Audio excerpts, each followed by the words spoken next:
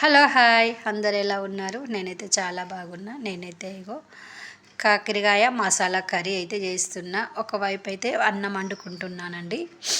తర్వాత ఉల్లిపాయలు అయితే కోసుకున్నా. ఉల్లిపాయలు ఎందుకంటే మసాలాకు, కాకరకాయ మసాలాలకు మసాలాలో ఏమేమి వేసినానంటే తర్వాత చెప్తా. ఇప్పుడైతే ఇగో ఫస్ట్ అయితే కాకరకాయలు అయితే మంచిగా మీదిది పొట్టంతా తీసేసుకొని మంచిగా అయితే కోసుకున్నానండి. మంచి పొట్టంతా తీసేసుకొని ఇగో రౌండ్ షేప్లో అయితే కోసుకున్నా. ప్రతిసారి నేనైతే ఇలానే కోసుకుంటా. ఇది నా స్టైల్లో కాకరకాయ మసాలా కర్రీ అన్నమాట. ఇగో మసాలాలు ఇప్పుడు చెప్తా ఏమేమి వేసుకున్నానంటే ఉల్లిపాయలు, హెచ్చం పొడుకలు, తర్వాత యాలకులు, తర్వాత ధనియాల పొడి, కుడక పొడి, మళ్ళీ ఉప్పు, కారం, పసుపు ఇన్ని అయితే వేసుకున్నానండి. అందులో వేరే మసాలాలు మేము ఏం ఇవే తింటామండి.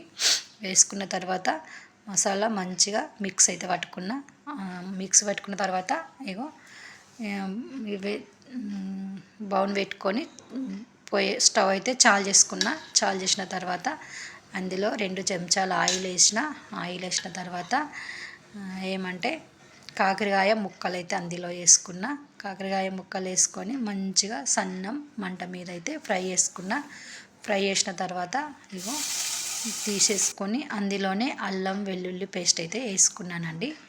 వెల్లుల్లి పేస్ట్ మంచి పచ్చివాసన పోయేంత వరకు వేయించుకున్న తర్వాత మసాలా అయితే వేసుకున్నానండి. అందులోనే ఉప్పు కారం అన్నీ అందులోనే వేసుకున్నాను కదా, అట్లనే మసాలా అయితే వేసుకున్న తర్వాత కొంచెం ఫ్రై అయిన తర్వాత ఉప్పు కారం ఫ్రై అయిన తర్వాత ఇగో కాకరకాయ ముక్కలు అయితే వేసుకున్నానండి. కాకరకాయ ముక్కలు వేసుకొని సన్నం మంట మీద పెట్టుకొని ఏంటంటే కొంచెం చింతపండు నీళ్ళు అయితే పోయాలి. అందులో చింతపండు నానబెట్టుకొని దాని రసం అయితే అందులో పోసుకున్న. సన్నం మంట మీద అదైతే ఉడికించుకుంటున్నాను.